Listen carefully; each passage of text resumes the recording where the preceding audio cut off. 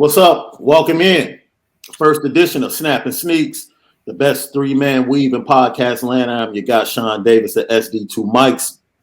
Got my guys running the wing with me, Bryan Crawford at B_Crawford and Chris Cason at C4Dunk. This is our initial episode for the year of 2021 NBA season on the horizon. And we're going to start off talking this episode about the Chicago Bulls. One preseason game in the bank. And fellas, what did you pull from that one preseason game, if you can pull anything? I mean, they definitely watchable again. Like, I really, you know what I'm saying? Like, I hadn't paid attention to the Bulls. I didn't pay attention to the Bulls at all during the Hoiberg era and none during the Boylan era. So that's, 5 years? So, I mean, in that respect, they got my attention. They got a lot of talent. They're going to be exciting as far as playing up tempo, getting up and down the floor. And that's kind of what fans want to see. So, I mean, they're watchable, but I think for me, that was like my initial takeaway from it is, they're a team that people will be paying attention to. So I think that's good because, I mean, it's been a while since anybody paid attention to the Bulls for something, for actually being good instead of just being really bad and having terrible coaches. So that was my initial takeaway from it. Yeah, I guess we should welcome you to the viewing audience because you haven't watched Bulls basketball in like 5 years, right? It's better basketball out there. So I ain't got to watch that. Hey, I'm all for the league pass, especially right now. For real. C4, what about you? Anything from that last night's game that jumped out immediately that made you say, this is different? Oh, well, one, it was against the Cleveland Cavaliers, and if it's any indication, it's going to be a long season for them, Lloyd Markkanen, and everybody. But they're in a different state that the Bulls are in. But like BC said, I think they'll be watchable again, and you can actually fans will be. You don't have to, throw those ticket packages together to get people to come to games. Now you actually have like some name recognition, on the roster, and that's talent. I think I said it, with the trade for Vooch and then the bringing Lonzo there and DeMar this offseason, they actually have like a legitimate point guard, a guy who can set people up, get guys easy buckets, can make a post entry pass without any problem. So I mean, I'm not going to call them a complete team, but this is probably one of, would you say, like the best Bull teams outside of like the Jimmy Butler era Bulls? It's only been like a few years, but like this is probably the best team I would say like since that 20. I think like I can't even think of the years anymore. But yeah, I mean, I'm just excited that fans have like reasons to watch Bulls games again. You know what? I don't even know if it's like the best team, but I think it is the team that Bulls fans finally got that they've been wanting for so long, and that's a name team. Yeah, you got a bunch of dudes, you got a bunch of name guys on there, and that's what Bulls fans have wanted for a while. So, in that respect, there which has been granted. So now it's just it's just a matter of putting it all together on the court. Yep, it's amazing because I know BC, you mentioned in a tweet yesterday about the Chicago connection that exists out there with the Lakers. And, you look here on the Chicago Bulls, it's an LA connection. It's either LA or like UCLA, a lot of guys on this roster. And it just goes to say, like, the way the NBA landscape has changed. Like, it's all about relationships and your guys and wanting to play with your guys rather than, maybe wanting to compete against your guys and beat your guys. Mark Eversley and Arturas Karnisovas on the fly. How would you rate the job they've done kind of reconstructing this roster in the span of like maybe a year and a half to 2 years?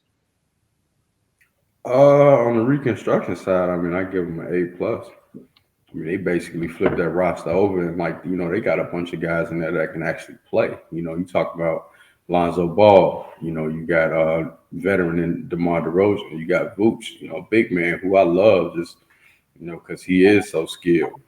So you put all that together, in terms of like you look at that roster from 3 years ago, where it basically had like no talent to like what it has now. I mean, I think they did a great job of, a great job of acquiring pieces that, that are young and who can play. I mean, I think it still probably skews more on the younger side, but I mean, they do have a lot of guys with some experience. So, I mean, you kind of need both. Yeah.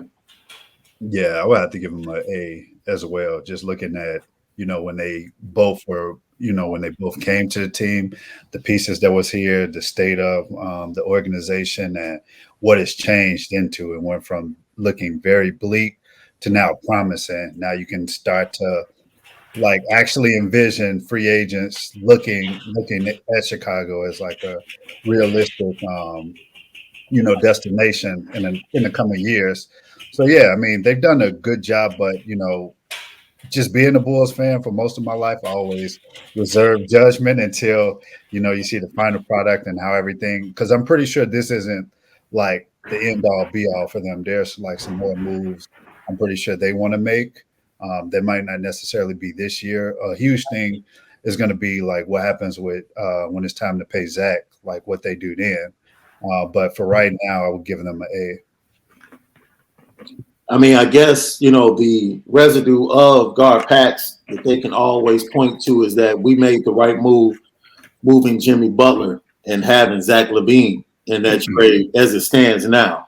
Hindsight is 2020 as always. But, moving forward, that's one of the biggest decisions, right? Like, do we max out Zach? Do we give him the max? And then what other things need to be done to build around this team? How is Patrick Williams going to continue to develop? Are we expecting him to be the number 2 on a championship squad, or is he going to be just that ancillary piece, that youngster that we can depend on? Kind of like the role, I guess, that Kawhi played early on in his career for the Spurs. When you had Ginobili, you had the big three with Tim Duncan, Jamal Lee, and Tony Parker. So they put themselves in a very advantageous position, to have some room coming up cap-wise in the next 2 or 3 years, to have a young core that they can really mess around with. If they can use Kobe White possibly in a trade, moving forward to get somebody to add somebody to the squad. So, I give them an A as well. I think they've done a very good job in a short span, and I'm excited. Give me one thing. And I know, like you said, it's just a preseason. We don't know how everything's going to play out in the regular season. If there's one thing about this team that you can hang your hat on, what would it be? And I'll jump out there first. I'm pretty sure that this team is going to be a top 10 team in free throw attempts. I feel pretty comfortable about that with the players that they have, because Vooch and Zach both got to the free throw line a lot when they played together towards the end of last season. When you add DeMar DeRozan, someone who gets to the free throw line, and some of the other players that they have, young aggressive players, I think they'll be top 10 in free throw attempts, which bodes well that they can shoot it well at a 70% clip. I think there might be a top 10 offensive team too. I think they're gonna score a lot of points, a whole lot of points. I mean, and if they don't, they're gonna shoot for it. You know what I'm saying? Zach gonna get his attempts. DeMar DeRozan gonna get his attempts. Vooch gonna get his attempts. And the way Lonzo pushes the ball and sees the floor, I think they're gonna be I think they're definitely gonna be a high scoring team for most of the season. I'll probably give them top 10 in offense. Well, I mean, I agree with both of those premises. I do think they'll be a lot better defensively. Once again, it's the Cavs, and a lot of coaches are trying to work things in. But what I saw from just that first game is like communication. Even on like backdoor cuts, things like that. Having Lonzo, just he's calling out things. Vooch is calling out things. There's just a lot better communication on that side of the floor. And I mean, it's one thing to do that, during the preseason, but it also looks like there's been a focus, in training camp when you see guys like calling out things and just a little attention to details. I see them being a lot better defensively than the years past. See, that's the part of it I'm not sold on because Billy Donovan, that team in Oklahoma City wasn't great defensively. He doesn't have a lot of defensive players. Like Zach just doesn't guard anybody. He won't guard anybody. And I mean, I know Pat Williams will. Vooch, he doesn't really guard anybody either. Like it's hit or miss on the defensive side. I think they could probably. I mean, if they get guys, if Donovan could come up with a scheme and he can get guys to buy into it, then I think it'll work. But like individually, I mean, the only thing Lonzo really does, he got great hands, great anticipation. He gets to the pass line, he gets a lot of steals, but his man could cook him like every night. Like he giving up a bunch of points. So that remains to be seen. Yeah, it's definitely a lot of people are expecting Alex Caruso to be this defensive stopper too. And if you watched any of the Lakers last year, you saw him get cooked over and over. I don't even know where that came from. Like, yeah, to me, I just think it's with him. Like when you're going hard, because we really don't see a lot of guys. A lot of things look effortless, but with him, you actually see like, oh, that dude is playing hard because he's red in the face and things like that. I think that's where that comes from. But like, I don't get cooked. Yeah, I don't think he's this defensive stuff. Like, what are we talking about? Say he's red because he's getting cooked. Yeah, high energy. He's a high energy player. So like a lot of the stuff he does, it looks like he's going out there and playing hard, which I'm sure he is. But yeah, defensive stopper. Who really is in the league really anymore? Like everybody's, going to get buckets scored on them. It's interesting because the landscape of the East definitely has gotten a lot more interesting, I would say, in the last 2 or 3 years, right? I would say 3 years ago, the East was really dull, not a lot of depth. And now when you look at it, I did get an opportunity to look at Orlando playing Boston the other night. And by the way, BC, your boy, he looks really good. Who that called? Cole Anthony looks really good, and they've been playing Cole Anthony and Jalen Suggs together. I don't know how that's going to work. Yeah, that's not going to work, but yeah. No, it was working because Cole has improved his spot-up shooting. Yeah, so Cole is small. Yeah, Cole is small. Yeah, defensively, it might be hard. But offensively, like in certain spots, like towards the end of the game when they have one possession where they're trying to score, I watched it for a short spurt, and I was like, yo, this is really interesting because both of these guys can create, and both of them can shoot, so you really can't come off of either one. And surprisingly, Cole was the one with the ball in his hands more when they were on the court. What do they do when Markelle Fultz gets back? Yeah, because they do have a log jam at the point guard position. But Markelle is always injured, though. And he about to have another address. You think so? Point, yeah. I think they locked in Cole, and obviously, they just drafted Jalen Suggs. So there's Markelle Fultz is redundant, and that's on top of the fact that he is not the player he was when he was coming out of Washington. So, at that point, you could probably just move on from him. They basically drafted over him anyway. To circle back to what I was really trying to get at, just mentioning Orlando, I was like, yo, they have a lot of young talent. They're probably about a year or two away. I'm looking at Jaylen Brown, who every year, before I remember the first night we saw him step on the floor at the United Center, we were sitting there saying, okay, this kid has a chance. And he continues to get better. Jason Tatum is the one everybody talks about. But really, him not being there in the playoffs and being hurt, even though they really had no chance against Brooklyn, you saw how much he was missed on both ends of the court. So, I'm looking forward to seeing how they look. Al Horford goes back there. Dennis Schroeder, the biggest, dumbest move in free agency, if all reports are true, turning down money and ending up with the Boston Celtics. You talk about Brooklyn, talk about Philadelphia. We'll get to them and Ben Simmons in a moment. Talk about Milwaukee, the defending champions. And then Atlanta. Just the depth of the East from a talent standpoint is vastly improved from what it was 2 years ago. So even though the Bulls roster has gotten better, it's just not automatic that they're just going to move up in the conference. Yeah, the East definitely isn't top heavy anymore. I think the talent is, and the competition that these teams are going to bring is kind of spread out. To, I mean, we're looking at least 8, 9, 10 teams deep. In terms of teams that'll not necessarily saying that they're gonna make playoffs, but they're gonna give other teams a good run for their money because they have the talent. So, and that's kind of what you want, where as opposed to if it's just me and 1 or 2 teams at the top and then everybody else playing, like all these teams really have a legitimate shot of making the playoffs and making it tough for somebody if they get in there. Yeah, that's what I see.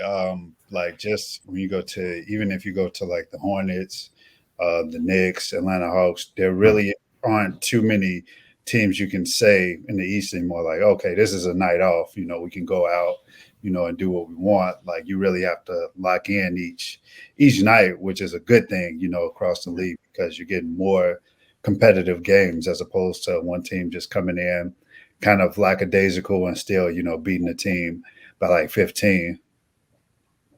Yeah.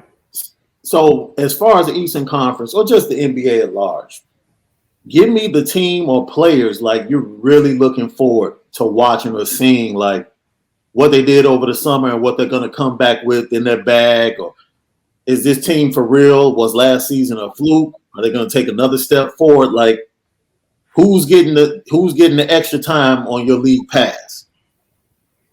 Man, I don't even know who on the rosters. Like I gotta actually go across and just look because it's like I haven't really been too locked into the season yet. Like I just realized the other day we was already having preseason games. Yeah. But I mean, the obvious would clearly would be the Lakers. Just with everything that they got going on over there. You want to see how that comes together and if it's gonna be good as it looks on paper. The Brooklyn situation is another one, and a lot of that just kind of hinges on Kyrie and how they address that. I am looking forward to watching the Hawks and also the Knicks. I think Tibbs is. It seems like Tibbs has these guys ready to kind of take that next step, and I know how good of a coach he is. I'm a big fan of Tibbs, so I mean those are the situations I'm really looking at. I definitely want to see what's up with the Lakers. The Brooklyn situation is going to be intriguing all year, and the Knicks, obviously the Bulls, just to see how that shakes out. Yeah, you talk about the Knicks. It was very interesting with D Rose and Kemba Walker reminiscing on media day. D Rose's senior year, his only loss was at MSG for a team led by Kemba Walker. So, just the fact that they had that memory and they were able to laugh about it and share that and have that connection. Defensively, Tibbs and the Knicks are going to be locked in, right? You see it all over. I don't know. Knicks fans are expecting R.J. Barrett to make this huge leap to become like this all-star. And, they throw stats, and it's like, I don't know. I don't see it. I don't see him being the number 2. When the chips are down, I think Tibbs gives the ball to Derek before he gives the ball to R.J. Barrett in the clutch. And C4, before you answer the question, I'm going to go players. I came away impressed, especially towards the end of last season, with the top 2 rookies. And I really especially the way Anthony Edwards came on. I forgot about him. I'm really looking forward to seeing, will it become like a Stephon Marbury KG situation in Minnesota where Anthony Edwards wants to be the guy, even though, Minnesota already has that guy and Cat. And they don't want to it. He is the guy. Yeah. He is the guy in Minnesota. You think so already? Oh, no question. All right. No question. I'm looking forward to seeing what he brings to the table and what he adds to his bag. He already has the confidence. And then, of course, LaMelo Ball. I'm just looking forward to seeing, how his game evolves. And, if that stripper time works for him. Charlotte. I think no, it's not Charlotte. I think they probably top 2, 3 cities with strip clubs per capita. I know Tampa for a fact is number 1, but I know Charlotte is in like the top 5. Right. It's a bad place to have a young team. So, yeah, those two guys are really who I'm watching. And you could throw Wiseman in there because Golden State is now fully healthy. He's back healthy. Just seeing how Steve Kerr is going to implement him and what they do next Draymond, that should be interesting as well. What about you, C4? I think for me, just in terms of players, Ja Morant easily is a guy I've been watching for the last 2 years. That his leadership. Yeah, man, that Memphis team is that's a team that you don't want to play against because none of those dudes care at all, like who you are, and they're going at your neck. So I love that, about them. They might be like one of like the grittiest teams, like in the league. When you look at them, you got Jaren Jackson. Did they take a step back? I mean, Jaren Jackson's coming back healthy. Did they take a step back from a roster standpoint, like moving Valanciunas? I don't think so. Okay. It gives those other young guys man, they got some athletes. Valanciunas meant a lot though. Yeah. Down there, physicality, control the paint, rebounding. Yeah. But they got what's his name? Jesus Christ, I forget this dude's name. It'll come to me. But yeah, Ja. Not X Tillman. No. Oh, Brandon Clark. They got Clark, somebody else that I'm forgetting right now. I can't put a name to it. Isn't Steven Adams over there, right? Yeah, Steven Adams. Steven Adams. Is he in Memphis? I didn't know that. Yeah, that was the trade. Yep.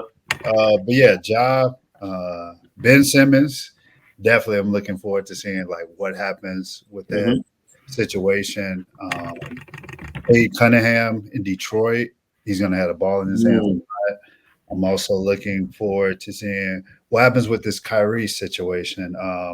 Just because I think they're a team that's pretty much they would be the odds-on favorite if everything was going right. But with this situation, you have a very headstrong guy who has his own beliefs. Like he is not going to fold. Yeah, it's like, does the team you try and accommodate that, or do you like, all right, bro, well, we respect your decision, but we got to move on over here. We can't have that type of like inconsistency throughout the season because not only is he missing 43 games, but then you got to take into account what happens if he gets injured, just with his history and things like that. So it's almost when you're trying to win a championship, everybody has to be on the same page. Everybody has to be locked in. And if you got one guy, who pretty much has 1 foot in, 1 foot out, you can't really ride with that, especially with, the injury history of these guys. So those are like the players I'm looking forward to seeing what happens. Kyrie could stand to miss potentially 50 games? 50 games, yeah. And then we don't know how things move. We don't know if localities change rules as things change throughout the season and maybe become more stringent like San Francisco. I think it's going to go the other way, but I know we're going to get into that later. I don't see this being sustainable. Yeah.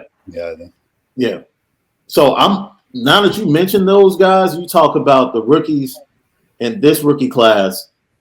There's a lot of losses that's getting ready to come down in Houston, but Kevin Porter and Jalen Green are going to be fun to watch. Yeah, it's just what's he going to do with John Wall? Yeah, hopefully they're fun. They're going to be fun to watch, but it's just like when you got two guys vying for just having the ball in their hands. Yeah, it's just like that's it. And then you got Josh Christopher on the bench. Eric Gordon is still over there. I forgot he was still over there. It's just like I'm trying to figure out what. That's not exactly the best town to have a lot of young cats. Yeah, not exactly my point. Is just who's they got to get at least 2 solid vets over there just to make sure everybody is doing what they need to do to make sure the focus is hey, go out and have your fun. But like I said, Houston is one of those cities that could swallow kids 19 through 23 rings, it could swallow them up if you don't have like the right type of leadership on that roster. And I don't know if John Wall is even, are they allowing him around the team, or it's just Yeah, pretty he much. was on the bench the other night, or Yeah. actually last night when they played, but they still trying to work out a deal where they can, get him They're out not of there. able to move him, but Let's go ahead and switch to the Kyrie Brooklyn Nets situation. Perfect segue. You just brought that up, C4. And C4, you do a lot of writing and have a lot of conversations with athletes and talking about health and working out, how they take care of themselves. How do you think? Because I think a lot of guys, for a lot of different reasons, have gone ahead and just kind of yielded to going ahead and getting the vaccination to be able to play and to secure their finances and their salaries. But overall, how many athletes in general do you think kind of have the same mentality that Kyrie Irving might have, especially minorities? I think fairly, like, mostly all of the guys. If you haven't had, a lot of these guys have had family members impacted by, COVID. You go to Karl Anthony Towns, who lost his mother, from complications from COVID. It's been like it's been a subject I tried to stay away from, because I was one who like waited to the last minute to get vaccinated because I wanted to make sure I did all of my research. The thing with these guys that I can see why people would be upset with them is because they have the access to the best medical, best healthcare, the best information. But you're trying to get a guy to put something in his body, and he's thinking, well, what happens in 15 to 20 years? And that's understandable.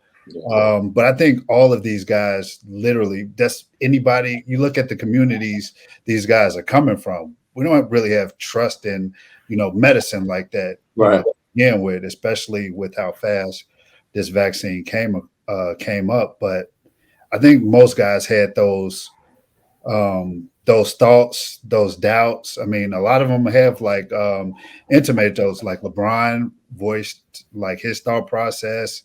Andrew Wiggins just recently got vaccinated, and he like voiced his concerns about. I think everybody had those concerns, but it's one of those situations now where you really, all of these employers are mandating that this happens. So, I mean, if you want to continue playing basketball, I guess you got to do it. Yeah, myself personally, man, I went ahead and did it immediately, but I had something that was pertinent that kind of pushed me over the edge. That was very personal to say, you know what, I might have taken a little bit more time to think about it, but because of this reason, I have to do it. Right. And so, I made that choice. But I'm in agreement with all the players taking that time and doing the research. C4, you've been at the forefront voicing your opinion about, I guess, the other side kind of bullying those that have chosen to take their time and might not be vaccinated at this time, and speaking out and saying, yo, man, be cool and just allow people to have their own outlook and the ability to make their own decision based upon the information that they have at hand. Mm-hmm.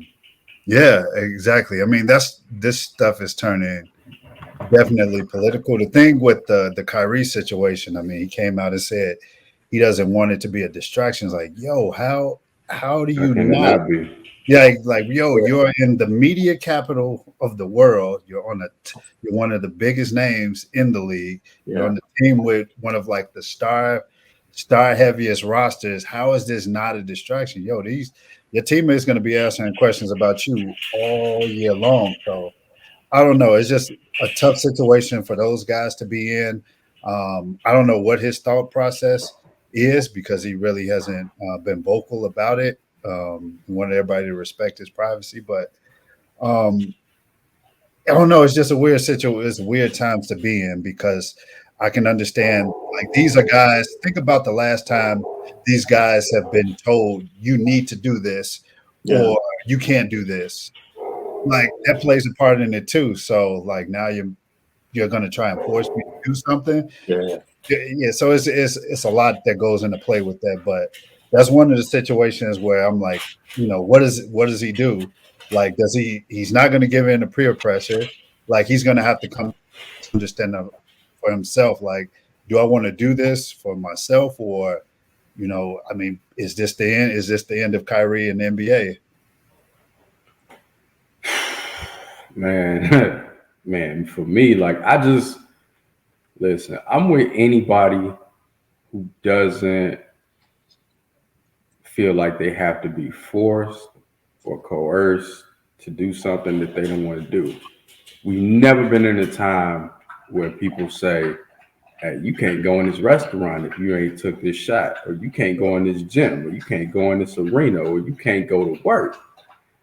And to me, that whole thing is suspect. I think what Chris said is very, very important. It's a very political issue. You know, I live in the South, right? So they're not mandating anything around here. But I notice in all of the liberal cities, you know, and basically people who identify liberally democratic, they all with it. You know, a lot of people who, you know, identify with conservative, you know, Republican, a lot of them have taken the shots, but they're not with the mandates.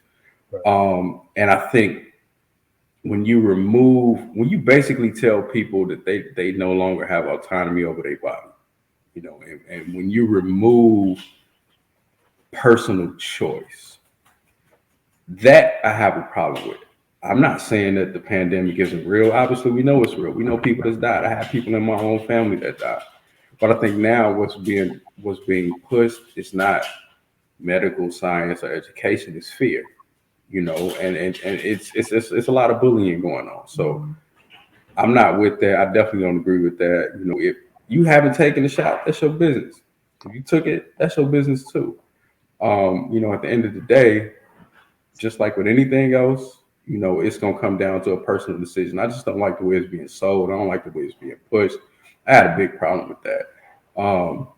Kyrie, not gonna fold. Like I said earlier, he will probably walk away from basketball before they make him do something like that. You know what I'm saying? Like he's not like an Andrew Wiggins. You know, Andrew Wiggins is, you know, he succumbed to the pressure, you know, for whatever reason. But Kyrie, it's not gonna happen. The other thing is we don't know how many players in the league aren't vaccinated. You know, we know Bradley Beal is another one. I don't think he's gonna fold either. So I think ultimately these mandates are not gonna work. I think it's just a thing that's gonna blow up in people's faces, particularly when you start looking at the fact, like, forget these basketball players. You got cops that don't want to take the vaccine. You got firemen that don't want to take the vaccine. You got in New York, you know what I'm saying? Yeah. And these people are being fired, you know, they're being forced out. And it's just an unsustainable situation. Like you can't operate like that. You cannot eliminate basically half of your profits on it. You can't do that. It just mathematically it doesn't make sense. So me personally, I see a shift coming, you know, probably sooner rather than later, where they start walking back some of these things. Because it's gonna, you know, it's gonna start affect industry. It's gonna start affect business. You know, you're not gonna be able to get things. So the whole thing has to me started out about health, and now it's become very almost exclusively political. And for somebody like myself who's not very political at all, like I see through the BS, and you can't get me with it. So yeah, you're right, man. It's gotten to the point where the state of Illinois, I think over the last 10 years, has lost close to 1.2 million people in population in the state. And they've taken this opportunity to go and take shots at a state like Texas that has tried to take autonomy over bodies with the abortion law and with the mandates and the way they're going and the way the coronavirus rate has risen in the state of Texas. The state of Illinois is actually taking out ads and Texas newspapers trying to invite people to come back to Illinois because of this.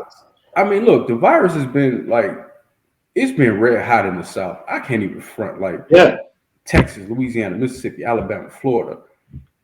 Red hot. You know what I'm saying? But, you know, at the same time, what I do respect is, again, you know, I could do without all the racism and all the history of the South. Don't get me wrong about that. But what I do respect is the fact that, people aren't not being forced to do anything. They are still being given the choice. Now, that could be good. It could be bad. You know, I mean, I personally still wear my mask when I go out. I see people who don't wear their mask, but that don't bother me. I ain't got no problem with that. If I got my mask on, that's cool. That's my personal choice to protect myself. I'm with that.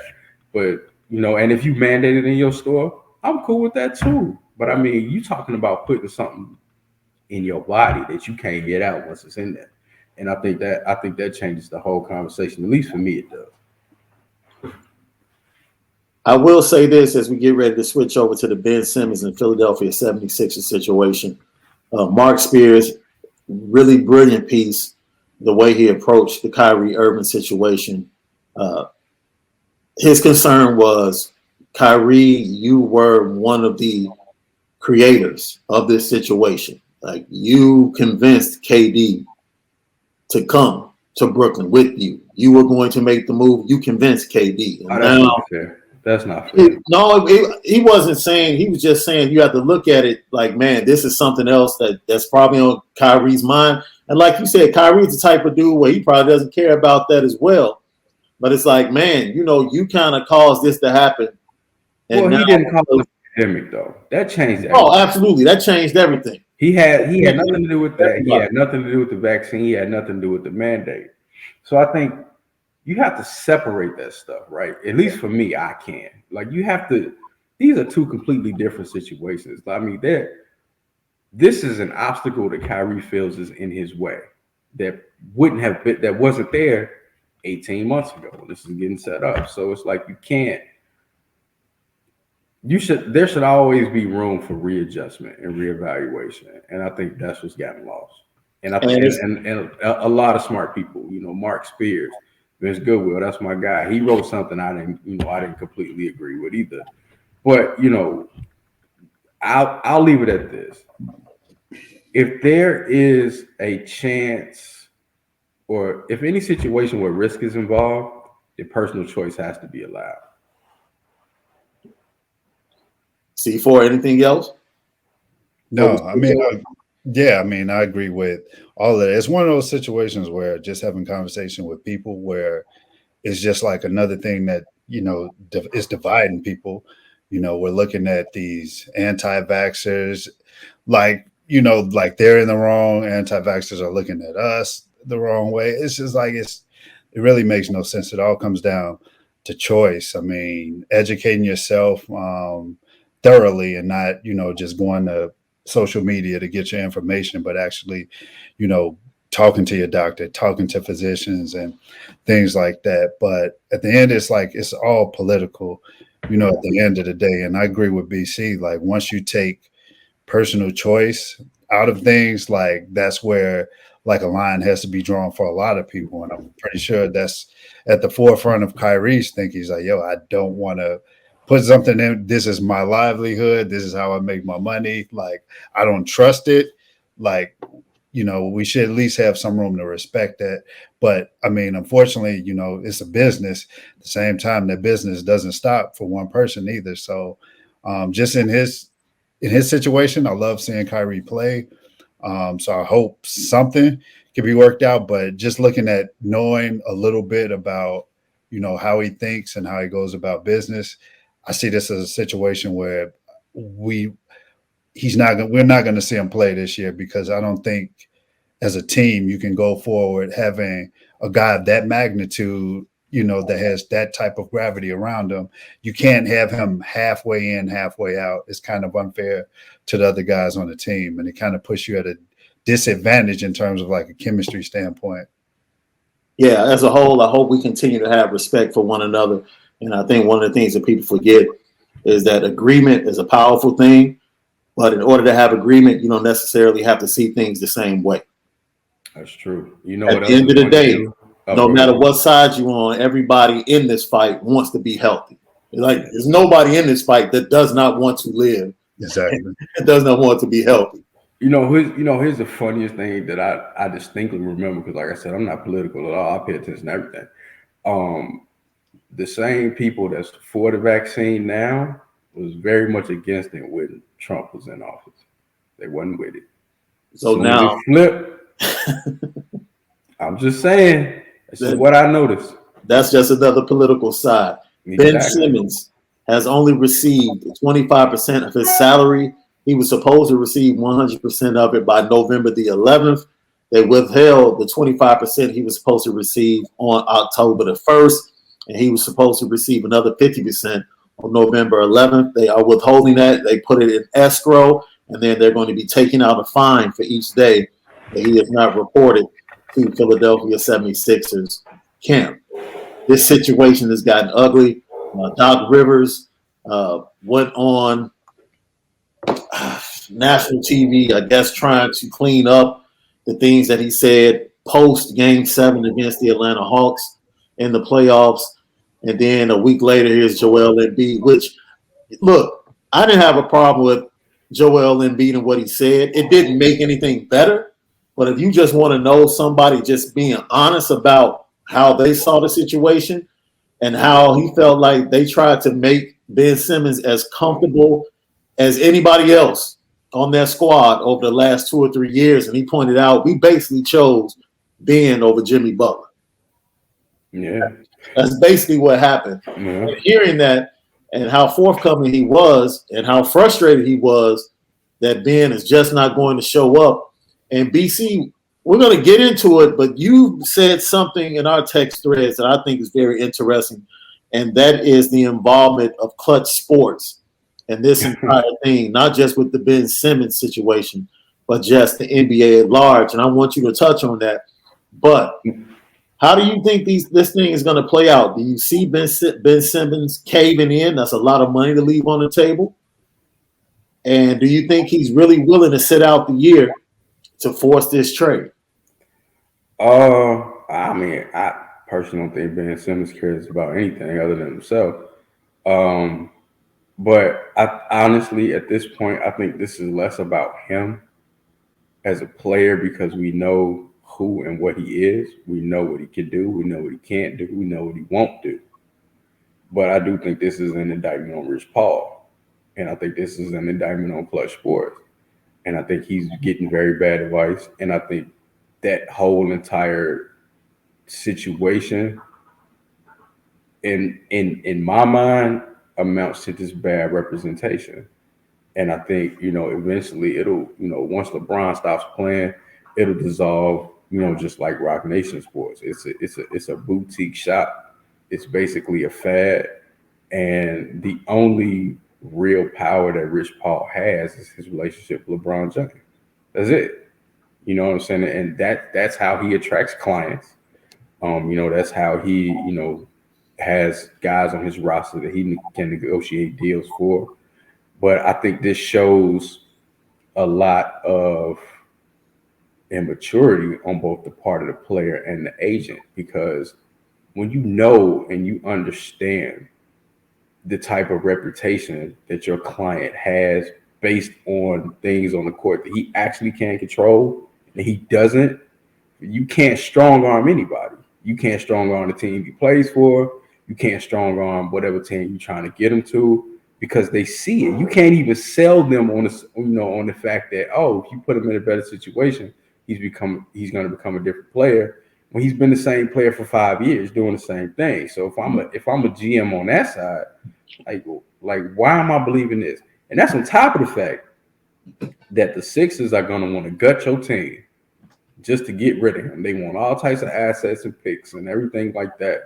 And it's just like, you can't negotiate from a position of no leverage. And they have absolutely no leverage at all. The Sixers don't have to do anything.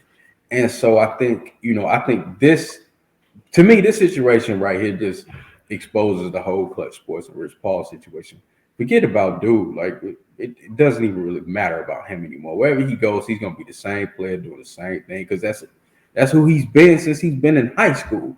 Like, he's not going to, and then you gave the dude $175 million. However much they gave him, you gave him no incentive to improve. You gave him all this money knowing that he was a fantastically flawed player. You created a monster. And now that he has this money, I think that's, like I've always said, I think that's what he was in it for anyway. I don't even really think he cares. I think he's got a Kyrie attitude, but just from a different perspective. I think Kyrie actually cares enough to stick to his conviction. I think Ben Simmons was just in it for the money. And he got it, so he good. Yeah, it does set like a bad precedent precedent going forward because I just look at, when the next CBA comes up, I'm pretty sure there's going to be owners. It's like, hey, we can't have nothing like this again. Mm-hmm. You try and hold out, your contract is voided, and then you do whatever you want. But I think for Ben, it's just like it's a mentality thing. I mean, not wanting to face that heat, going back to Philly. I mean, it's going to be 10 times as worse, visiting Philly now for him, like on, Yeah, he like can't go back there. no, no. I mean, but just think of like the animosity he's going to get, when he returns there for whatever team. I do expect him to get traded possibly before like the trade deadline next year. I think when those guys who signed extensions like this summer, when they're eligible to be traded, like right around I think December 13th or 15th, Right. that's when you'll start to see like other teams possibly biting. But I just look at what's the best situation for him. If you're Philly, I want somebody at least of equal talent. And if you look across the board, even looking at Ben Simmons' flaws, you look at what he is, one of the best defenders in the league, like in transition, one of like the most unstoppable forces in transitions, like half court needs some work. But like when you look at just the talent level, he's a 3-time All-Star. Like who do you, outside of Damian Lillard, like where do you find equal value to that? You can't bring on 21, 23-year-olds on that roster. Like you need somebody that's pretty much an all-star caliber player, an elite all-star caliber player, and somebody that's can at least put your team, if not push it over the top to where Ben Simmons will have them at currently, at least of equal footing, so you don't lose anything.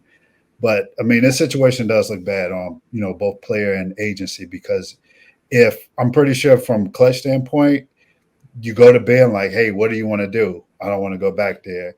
Like you try and empower that, but like the PR behind it is so bad. And then you got to bring this guy into a new situation.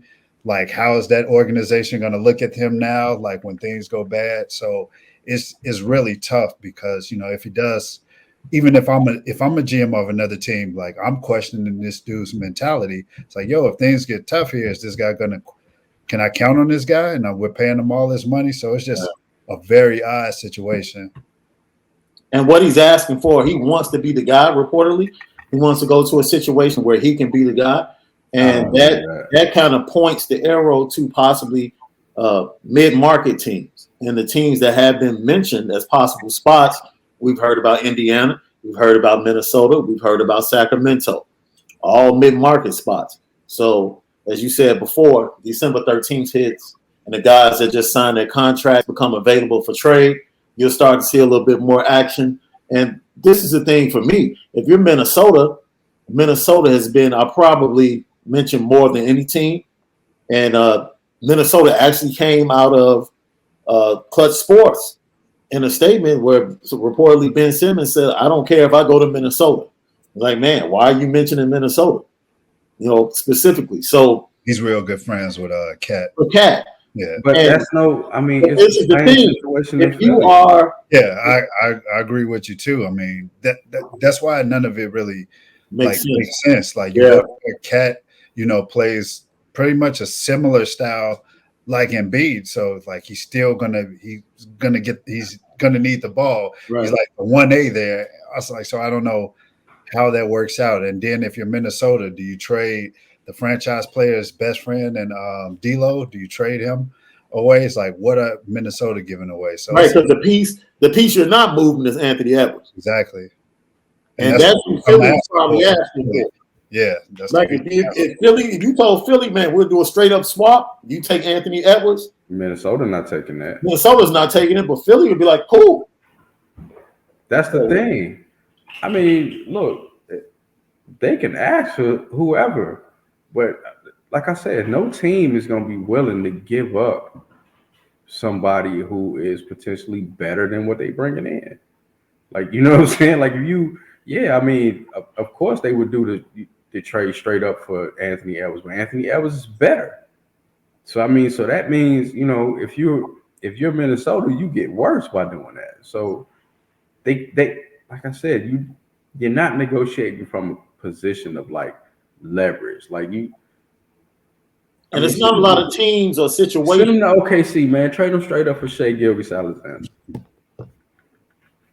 Because then you can't sit. Look, well, OKC one thing you can't do. OKC One thing you can't do. You cannot send him to a situation where there's expectations of winning.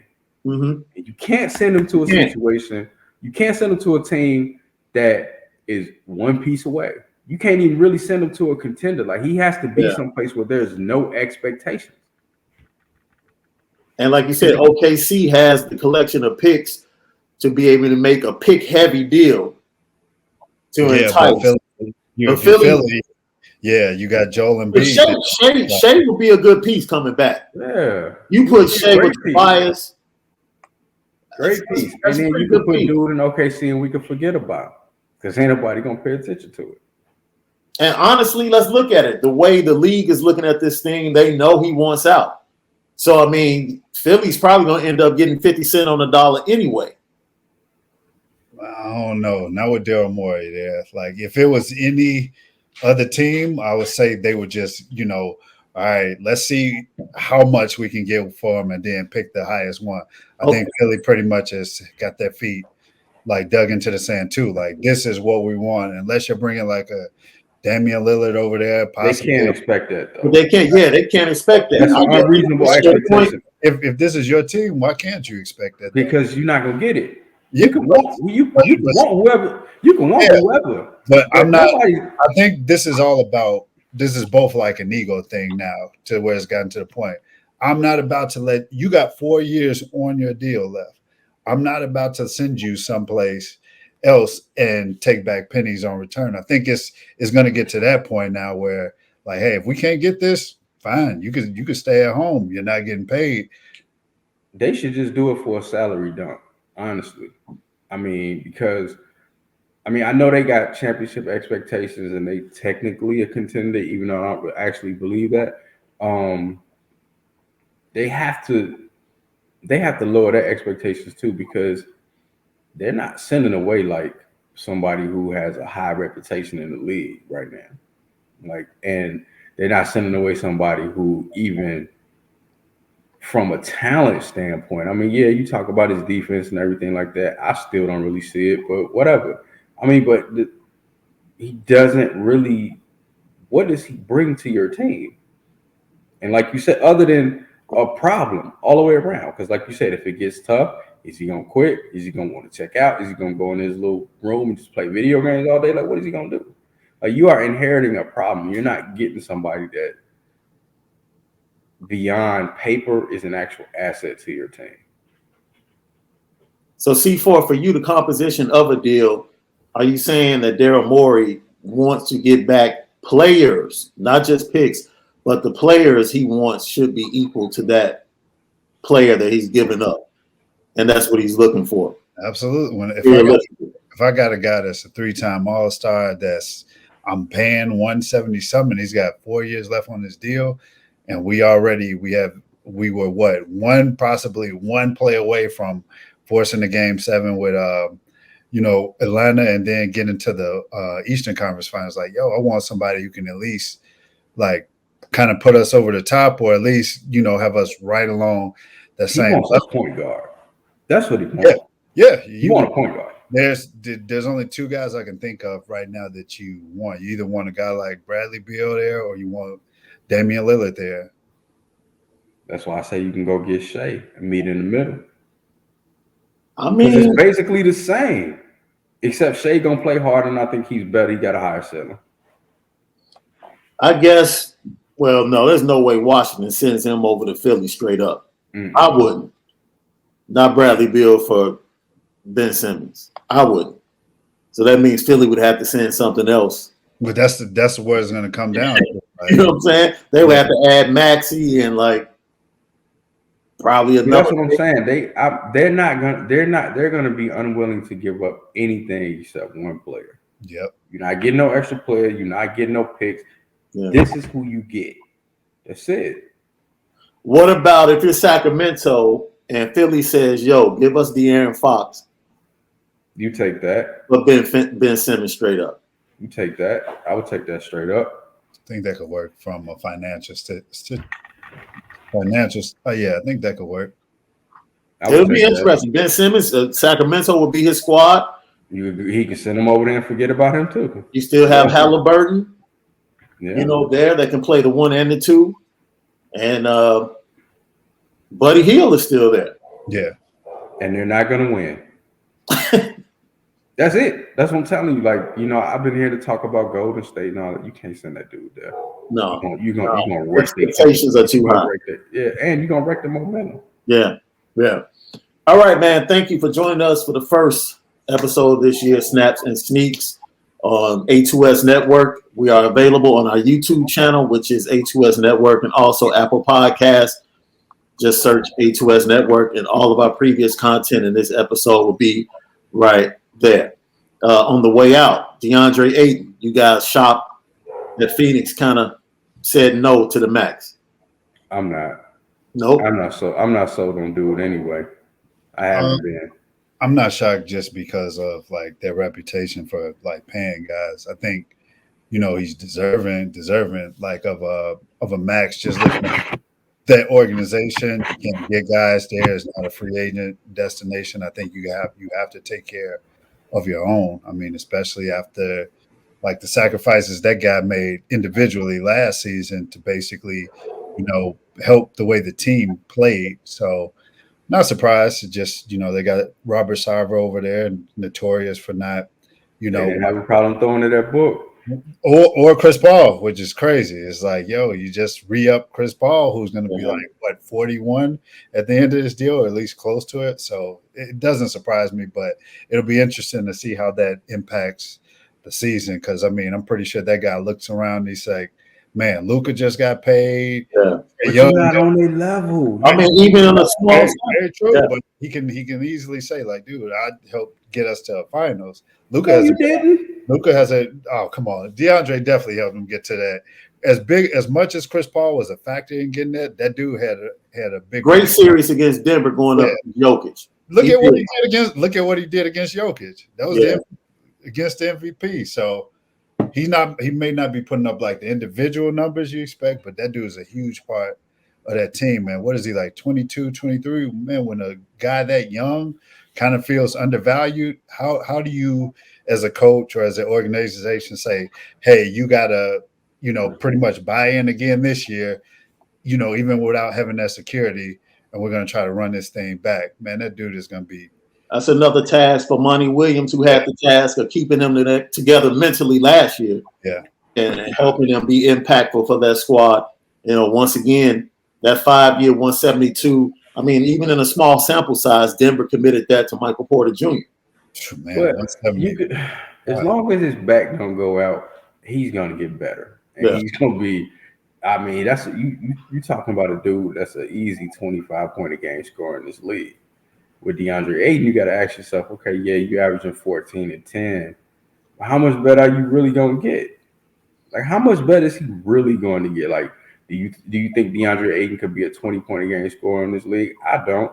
I think he's basically Miles Turner 2.0. That's me. Wow. You know what I'm saying? So I mean, I just don't see it. I don't know how much better he can get even at 22. Some people consider Miles Turner a top 30 player. Man, all right. They can do that. You know what I'm saying? I mean, you top 30 that's middle of the pack, basically. But I mean, and then some of the things I'm seeing them work on is like, this post up, these step back dribbles, and all this kind of stuff like that. Like, I don't know. Yeah, that team needs you to be a force. They need you to be a physical force. You a physical force. You the biggest dude on the court. You want to shoot jumpers? Think about it. How many physical forces are there in the league? Like at the big position. At the big position? You could say Embiid, 1. Embiid, Jokic. But would you say Jokic? I would say Vucevic is in there. I would say Nurkic is in there. I would say are we just talking about bigs? Yeah, well, we talk about dominant. Like, so you kind of got to toss Nurkic out of there just from a production standpoint. Well, physical. Because you wouldn't call Zion a big, which I mean, I would. He plays the 4. He's played the 5. He's a center.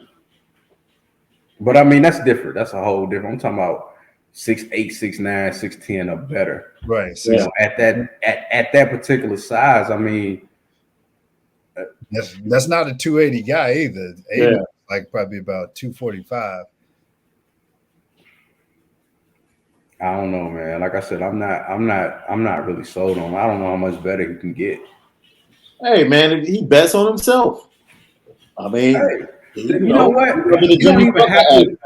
That's the thing, though. You don't even have to bet on yourself. The league has basically been set up to where the market is already set.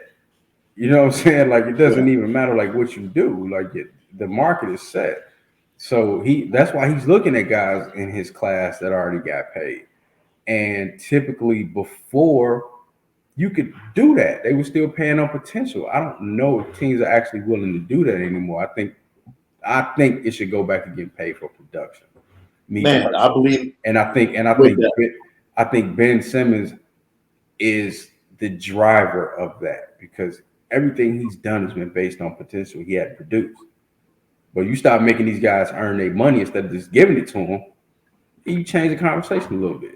I mean, you have to blame owners as well, because I mean, you had to kind of take a double look this summer when Cleveland committed $100 million to Jared Allen over 5 years. It was like, that's another thing. Is Jared Allen better than DeAndre Ayton?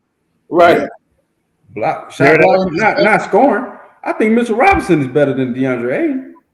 Not scoring, because you don't need, unless your big man is putting up 20 points a game, 25 points a game.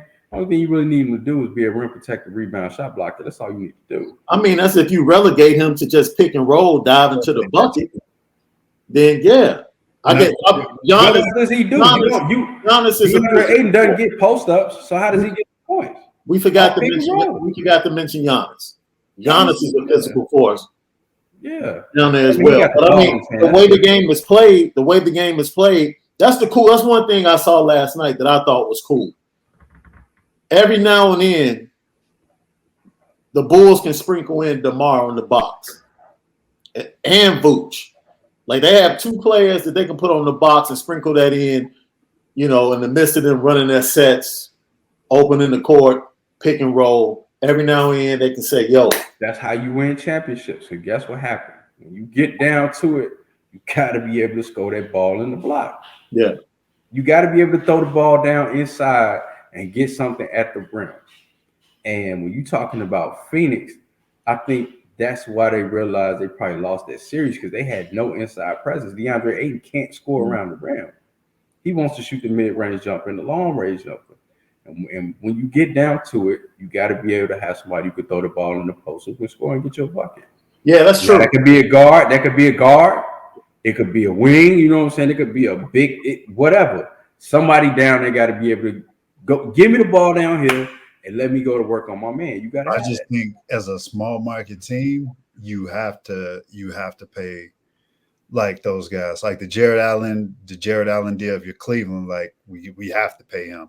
You got to spend your money on something. Exactly too. So if you're Phoenix, like, you don't want to commit this money, but if I'm 22, you just gave a 36-year-old point guard damn near $100 million. Like, I understand, take away Luka, take away Trey, they're guards. The ball, they dictate the game. But I was like, yo, like, look at what I did. You guys asked me to do this. I did it for the entire year. We got to the finals, and now it's a problem when I want this. Look, his numbers. Just like Ben Simmons, his numbers is flat. You go look at them; they flat. But it's the style of play. You know who's going to have the ball, like who's going to control and dictate who gets the ball in this team is going to be Book and CP. But like I said, when DeAndre misses time with that team, who's the next guy up? Well, they're small anyway. That's why they missed Sarge once he got hurt. Mikal Bridges, like if that dude gets like 18, 19 a year, it's like that's another like yo, what's going on? Right. Like, he got an extension coming up, so it'll be interesting. But like I said, I'm not surprised that Phoenix is it's what they've done. It's crazy. Like you signed a 36-year-old point guard. I got nothing but love for CP3. But I wouldn't have gave him all that money though. But that's the crazy part to me is like, it sends a bad message to like a young dude when you're like, yo, you just gave. I understand his value, but yo, 30. Well, maybe they saw CP as the reason they made it to the finals. They probably did. Huge part of it. So, but he can look at it as like, all right.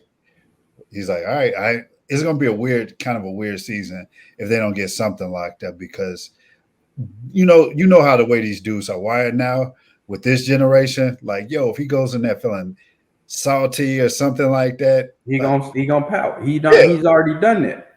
Yeah. You know what I'm saying? He's already done it. So. You know what? We can add. I think you can add Book to a guy I'm looking for after that experience and sitting there and watching like the Bucks celebrate. Now he just kind of like stood there like and just watching him literally mouth, damn, like just the feeling he had, like, yo, I was this close, like, yeah, I could have had it. Like, if he truly has that killer in him, that Kobe in him, there's no doubt about doubt about that. For that to be the dude's first playoff run, yeah, he did. Yeah, I'm just glad people got to see him play on the big stage because basketball much watch TV. Yep. All right, Snapping Sneaks.